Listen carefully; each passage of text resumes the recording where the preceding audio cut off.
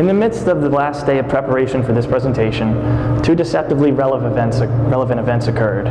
The city of Calgary experienced its first snow of the season, and I discovered an old postcard in the last pages of my library copy of Timothy Morton's Ecology Without Nature. Perhaps as a result of my heavy focus on research for this conference, in both cases I found myself readily perceiving an imminent correspondence between concealment and disclosure. The sky turned into an impression of flatness by the fog, while the steep bluffs neighboring my apartment took on a second aspect of sheerness as the descending mist lent their colors a strong gradient. And on the other side of the window, I was reading about and imagining a woman living in Japan who was wishing her LA-bound brother a Merry Christmas on the back of a postcard of a, quote, beautiful lady she found at the International Manga Museum, and which I originally thought was a bookmark. Actually, there was one more thing that happened. A graffiti tag reading "Spooky Ghost" made its second appearance on the recently painted and repainted steel border that separates my immediate neighborhood from the Calgary light rail tracks. When I pass it now, a part of me wonders if I know the person, even in some small way. How many artists or writers do I know that I have forgotten or even have never met? And are there places, perhaps the places which they composed in, which have escaped my memory and which I can still experience? At the end of his 1974 article, The Faith of Graffiti, Norman Mailer perhaps offers a general answer to that question. After a long but creative explication of art's contemporary historical moment as almost deterministically postmodern, he makes a sudden turn in his thoughts on graffiti art, which leaves skid marks. No, it is not enough, he says, to think of the childlike desire to see one's name ride by in letters large enough to scream your ego across a city. No. It is almost as if we must go back into some more primeval sense of existence. If our name is enormous to us, it is also not real, as if we have come from other places in the name and lived in other lives. The author here is responding in part to his own earlier narrative of art, one which then and now is shared by many critics and historians, as an experience whose meaning becomes more and more hopelessly flattened by the machinations of a society in which global capitalism co-opts secular society's obsessions with its own constructedness. He offers the possibility that society is, quote, so hopeless, which is to say so twisted in knots of faithless ideological spaghetti, that the glee is in strangling the victims, end quote, rather than in trying to even address the dilution of meaning as a relevant, real problem. It is not pure coincidence, in the sense of the term is arbitrary, that Mailer suddenly understands graffiti as echoing some vague primordial experience of correspondence. But it is not merely convenient either. At the end of the article, his connotations of the concept of being, quote, not real, bears the seeds of fruit where once it was seemingly cold and dead. This presentation considers graffiti as what eco-theorist Timothy Morton has coined ambient art, or a poetic enactment that collapses the subject-object division upon which depends the aggressive territorialization that precipitates ecological destruction. It examines the graffiti that arose in the months following Hurricane Katrina's landfall in New Orleans, specifically that which characteristically inscribes the question of its own essence, such as that documented in Richard Misrach's collection, Destroy This Memory. Also, it looks at Norman Mailer's article, The Faith of Graffiti, as a narrative of this particular quality of graffiti. Drawing further from Morton's work, Ecology Without Nature, this presentation discovers such instances of graffiti art, along with Mailer's considerations of it, as both expression of the ego and collaborative endeavor, as being synonymous with these dialectical images that Morton believes, quote, at once mask and open up the possibility of a more profound view. In this respect, the presentation illustrates the possibility of discovering an ecological mode of art within a form of expression traditionally perceived as a type of social capital, and thus the possibility of a world where earnest ecological consciousness can emerge from where it was once understood to be purely simulated or outright dismissed. Much like the persona Mailer assumes in his article, critical theorist Morton is also deeply concerned with an aesthetic investigation, quote unquote, albeit from the angle of ecology and eco-criticism. His theories put aside the term nature in exchange for forms of art and criticism which, though themselves without entirely definitive conceptions of the term, are placed at least a step ahead of its tacit ideological gyre. As a corollary, of primary concern is the way that art and literature concern themselves with the image of nature, as well as the way they could be. For Morton, art or writing which tries to transcend its own aesthetic quality always does so with its own form of Icarus complex. With each seemingly successful ascent towards nature, it is already on its way to falling back into the aesthetic. As a sort of shunt, he offers a materialist reading of environmental art and literature with, quote, a view to how they encode the literal space of their inscription, end quote. This concept he refers to as ambient poetics. A poetics of ambience is necessarily involved in all forms of representing environment, or what Morton calls ecomimesis. From the frame of a painting to a measure of rests in a musical score to the margins of a newspaper article, ambience runs the artistic gamut. He chooses the term ambience to defamiliarize the concept of nature and environment, but also to suggest, quote, something material and physical, though somewhat intangible, as if space itself had a material aspect, end quote. This essay will focus on ecomimesis, which Morton refers to as, quote, more formally experimental, or which uses the different elements of ambient poetics to, quote, affect layers of significance other than just imagery. Rhythm, lineation, and typography, for instance. It holds that graffiti, as an art form whose history not only obtrusively corresponds with sense of place, but with its own ephemerality, already possesses the reflexive fortitude to readily participate at this level of experimentation. Also, since we are dealing with graffiti, the last of these instances, typography, is of particular importance. According to Morton, two important elements of ambient poetics are rendering and the medial. Rendering refers to art or writing's attempt to annul the limits of the aesthetic and directly simulate reality, much like the way film is eventually rendered to generate a consistency of atmosphere in a shot. Baudrillard's idea of this rendering, Morton explains, like Jean Baudrillard's idea of the simulacrum, pertains to a copy without an original. There was no real sunny day. Rendering nevertheless bathes all the filmic elements in the atmosphere of the sunny day, end quote. Strangely enough, Baudrillard understands graffiti as having, in the midst of the totalitarian force of urban advertising, which he calls semiocracy, by contrast, a real symbolic charge, quote, end quote, and running, quote, contrary to all media and advertising signs, although they might create the illusion on our city walls that they are the same incantation. In other words, for Baudrillard, graffiti does not render.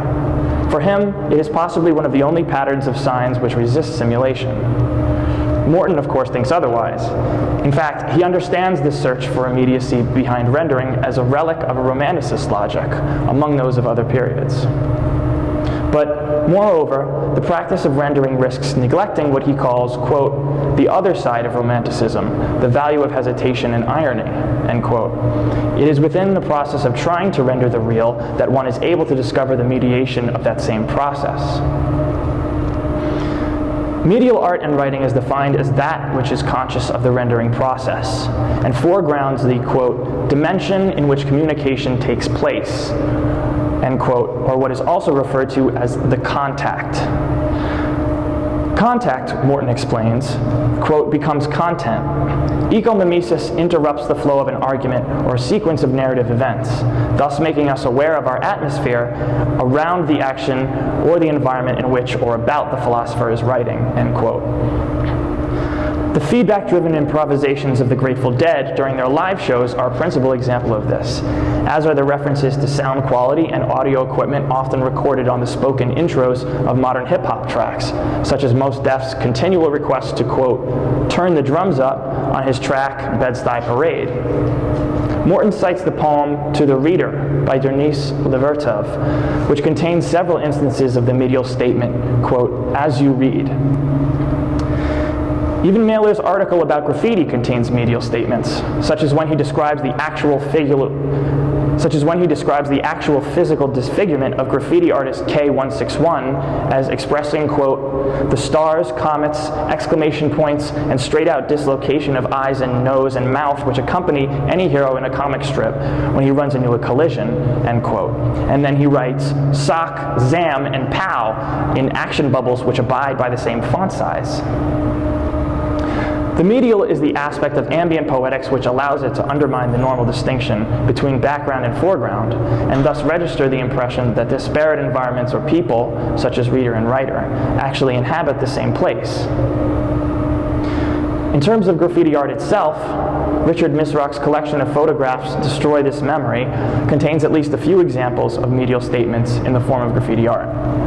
It uses as its cover a photo of this same phrase graffitied on the front walls of an abandoned house in plain white cursive. The statement gives the illusion of offering at least two simultaneous possibilities for what is referred to by each word, and in turn by the statement as a whole. It could signify that the memory is embodied by or within the physical structure of the house itself, and therefore should be destroyed on a physical level at the first opportunity. In this sense, it would not be all that different from flyers posted on or around buildings scheduled for demolition or to be bombed with pesticide. However, it could just as easily be referring to the image of the structure in the subjective sense, within the mind of the observer, or just as easily the image of what happened to it or to those that once dwelled within it as a result of the hurricane. These two possibilities continually feed into one another as the statement equivocally poises itself between them. Furthermore, the medial aspect of the statement also occurs at the typographical level.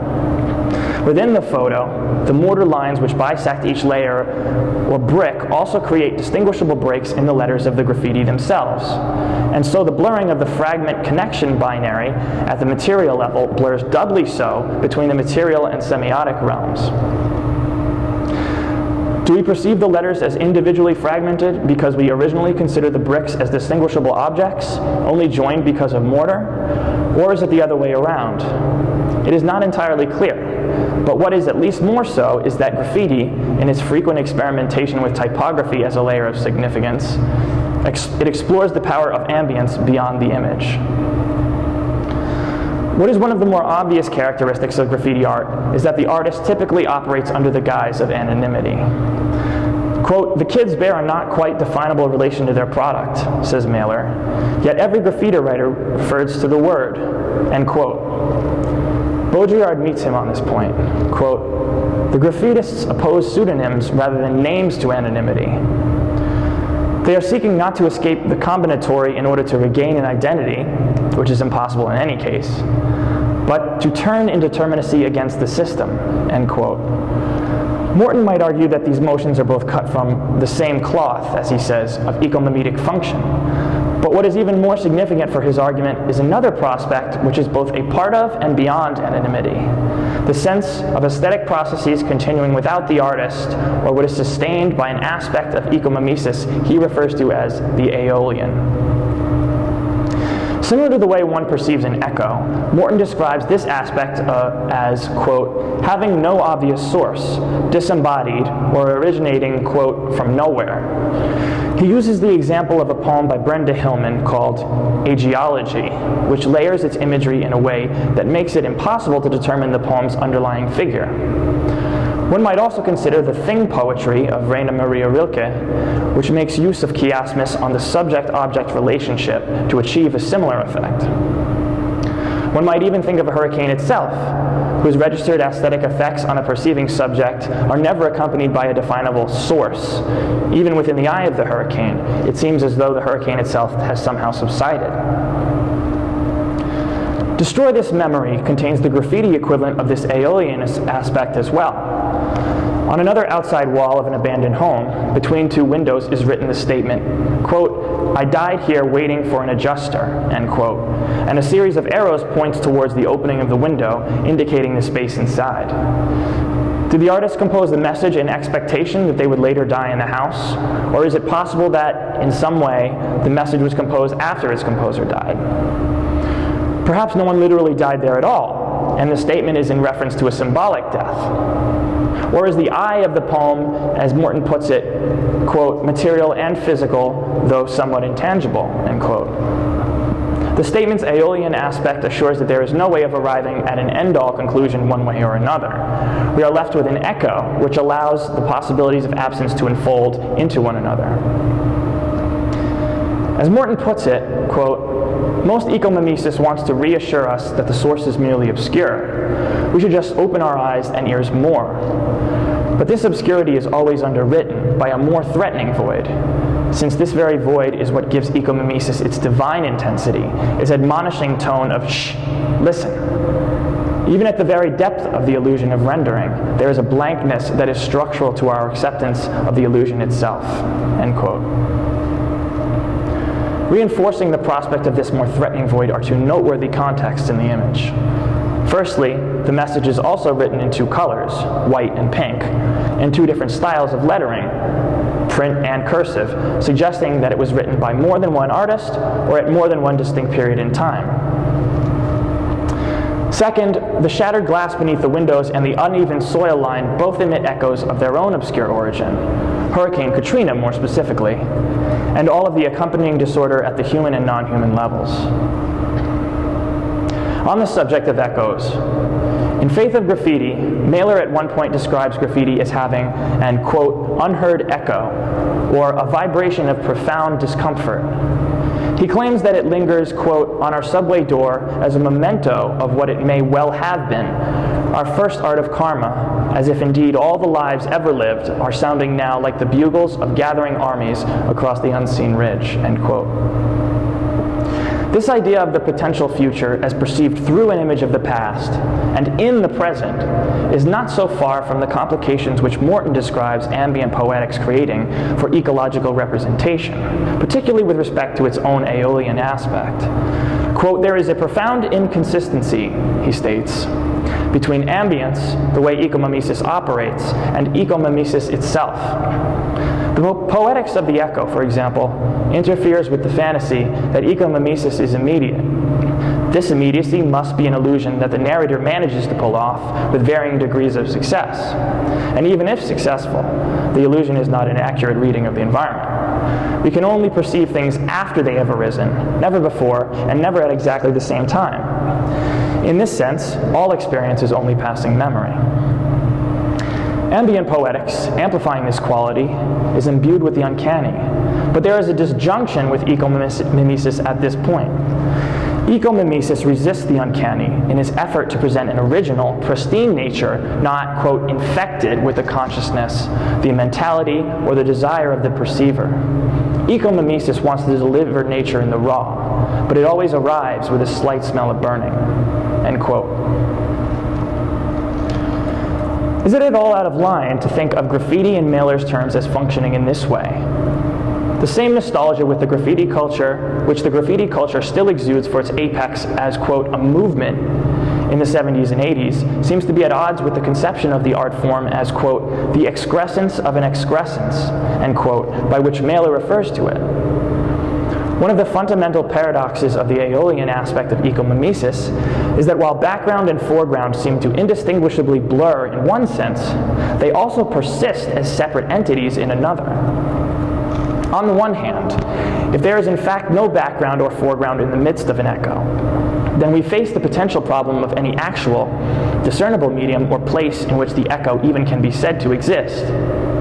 On the other hand, if the background and foreground are entirely insulated from each other, the echo loses its fluent quality and is reduced to a series of points. However, when this indeterminacy is viewed retroactively, one realizes not only that there is no background or foreground, or lack thereof, in and of themselves, but that there never could be. These entities are instead always already mutually determinate. It is not in spite of the indeterminate, but because of it, that either background or foreground can exist as either separate or interwoven entities. This indeterminacy is brought about by the fundamental property of ambient poetics, which Morton calls the remark, a term he borrows from Jacques Derrida. The remark is quantal, as in quantum mechanics, in its quality. and thus allows, quote, difference out of an undifferentiated ground, end quote. Morton describes it as the width of a hair's length, although I think an even more precise representation would be a crease in a piece of paper, or, if we're thinking in terms of place, the concept of horizon. A facet of the remark which holds ramifications for the way graffiti art can be understood as truly experimental, at least as far as Morton's concept of ambience is concerned, is its inherent minimalism. Quote, it doesn't take much, Morton claims, for ecomimesis to suggest the quality of place, end quote. This goes hand in hand with its occurring at the level of the quantum, since those events, too, are always concerned with the very small and can only be qualified as such in retrospect. Morton cites the works of minimalist artists, such as empty frames put on display, or found objects like those of Marcel Duchamp or the Dadaists, as exercising a more extreme level of play with the remark that makes art seem as though it is slipping into the realm of non-art. Afterward, he asks perhaps the most directly socially relevant question in the book. Quote, does not this collapse of art into non-art actually paradoxically serve to hold open the space of the aesthetic until something better comes along in an age where all art has been commercialized? And therefore, is not the collapse a strongly romantic gesture of defying the commodity world? End quote. Before this question is to be definitively answered, there is one more reference that Morton makes to minimalistic art that deserves mentioning. He brings up, quote, the infamous stories of janitors clearing away installations, thinking they were just random piles of paintbrushes and paint, end quote, and characterize them as points where, quote, the high avant-garde meets more common varieties of ecological language, end quote. Not too coincidentally, but again, also with not too much predetermination, lies the fact that this is where Morton and Mailer overlap to the point of linchpin. In Mailer, it pivots where his aforementioned narrative of art history details the artwork encountering itself with a seemingly degenerative sense of nihilism. He describes an exhibit at the Guggenheim Museum in which, quote, nothing will be exhibited but computer readout sheets from a labyrinthine statistical operation. Hundreds of such sheets tacked to the wall, somewhat irregularly. Attempts at neatness will be contradicted by a confusion in the style of placing as the wall of the Guggenheim spirals up the ramp, end quote. Later on, he expresses his frustration after apparently trying to digest the, quote, aesthetic experience behind the exhibit. Quote, full quantum of bullshit. Neither he, the artist, nor the acquaintance ever inquired into the subject of the statistical problem, and he never took a look at what was brought back. Rather, he hired the janitor at the Guggenheim by telephone and told him to tack up the pages any way he wished. And the painter never came to see the show. The show was the fact that people came to see the show. Art has been saying with more and more intensity, the nature of the painting has become less interesting than the nature of the relation of painting to society, end quote. And so we come to the pivot point itself. Yet again, nature. Mailer's narrative becomes hot under the collar, quote unquote, about nature in the same manner that Morton describes the concept as doing for so many others. His circuitous narrative falters, yet at the point in the road which seems most traveled. And yet, Mailer continues, if only towards a precedent with respect to graffiti as opposed to all art. Quote, the descending line of the isolated artist and the solitary work, he says, goes from Michelangelo all the way down to Chris Burden's Shoot. And if we are cast back into the emotional imperative of the cave painting, and trying to make some scratch in the world before us in order that we may discover if disaster exists, it is the Guggenheim computer artist we can comprehend still more easily than the writers of graffiti. They are still something other, end quote. There is apparent hope, even after a faulty use of the concept of nature as essence. It is based in Morton's answer to his previous question, which is that, quote, radicalizations of ecomimesis hold open the aesthetic dimension even as they seek to abolish aestheticization. But also that, quote, avant-garde ecomimesis is cut from the same cloth as the kitsch variety, despite apparent differences, end quote. Mailer's story of art is then, in the end, also the story of one of art's forms looking towards that same cut, in the other, towards, quote, still something other. Furthermore, this relationship is also considerably present in Misrach's variety of graffiti photographs, which seems to form a small story of its own, indicative by the symbolic bookending of the two cover images, with the graffitied phrases, quote, destroy this memory, and, quote, what now? Morton punctuates both of these narratives when he claims that, quote, if ecology without nature has taught us anything, it is that there is a need to acknowledge irreducible otherness, end quote. Of course, he has also stated both that he does, quote, not think that ambience will save us from anything, end quote, and that he is seriously concerned at the same time with, quote, an ecology to come. This should not come off as cynicism. In other words, Morton does not believe that the future can be reliably written one way or another, and in its own way, this allows for significant hope. It is simply a hope based in the unknown, instead of in established knowledge or even probable reality. And as he puts it early on in his book, quote, even if place as an actually existing, rich set of relationships between sentient beings does not yet exist, place is part of our worldview right now. What if it's actually propping up that view? We would be unable to cope with modernity unless we had at least a few pockets of place in which to store our hope.